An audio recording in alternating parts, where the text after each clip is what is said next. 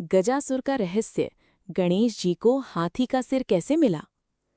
एक समय की बात है। धरती पर गजासुर नाम का एक भयंकर असुर था। उसका शरीर विशाल, शक्ति अपार और अहंकार आसमान से भी ऊंचा था।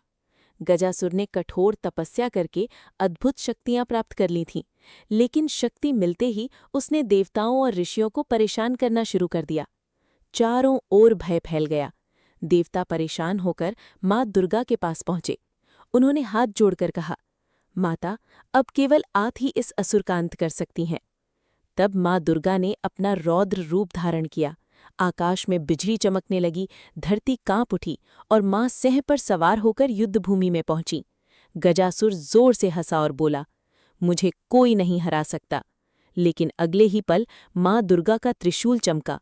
भयंकर युद्ध शुरू हो गया। देवता आकाश से ये दृश्य देखने लगे। कई घंटों तक युद्ध चलता रहा। आखिरकार मां दुर्गा ने अपने त्रिशूल से गजासुर का अंत कर दिया। मरते समय गजासुर की आंखों से अहंकार नहीं बल्कि पश्चाताप के आंसू बह रहे थे। वो मां दुर्गा के चरणों में गिर पड़ा और बोला, माता, मैंने अपने बल का गलत उपयोग किया, लेकिन मरने से पहले मेरी एक अंतिम इच्छा है। मां दुर्गा बोली, कहो गजासुर। गजासुर बोला, मेरा अंत लोगों को ये याद दिलाए कि अहंकार चाहे कितना भी बड़ा हो, उसका अंत निश्चित है। मां दुर्गा उसकी बात सुनकर शांत हो गईं और फिर वहां से अंतर्ध्यान हो गईं। कुछ समय बाद कैलाश पर्वत पर माता पार्वती स्नान करने जा रही थीं। उन्होंने अपने पुत्र गणेश को द्वार पर खड़ा करते हुए कहा, पुत्र, जब तक मैं वापस न आऊं, किसी को अंदर मत आने देना। गणेश जी ने मुस्कुराकर कहा, जैसी आपकी आज्ञा माता। कुछ देर बाद भगवान शिव वहां पहुंचे, लेकिन गणेश जी ने उन्हें रोक दिया। उन्होंने हाथ जोड़कर कहा, माता की अनुमति के बिना कोई अंदर नहीं जा सकता। भगवान शिव ने बहुत समझाया, लेकिन गणेश जी अपनी बात पर अटल रहे। धीरे धीरे बात बढ़ गई। देवता भी वहां इकट्ठा हो गए और क्रोध में आकर भगवान शिव ने अपना त्रिशूल उठा लिया। अगले ही पल गणेश जी का सिर धड़ से अलग होकर धरती पर गिर पड़ा। पूरा कैलाश कांप उठा। जब माता पार्वती बाहर आईं तो अपने पुत्र की ये अवस्था देखकर उनका क्रोध भयंकर हो गया। उन्होंने कहा, यदि मेरे पुत्र को तुरंत जीवित नहीं किया गया तो मैं पूरी सृष्टि का विनाश कर दूंगी। देवता भयभीत हो गए।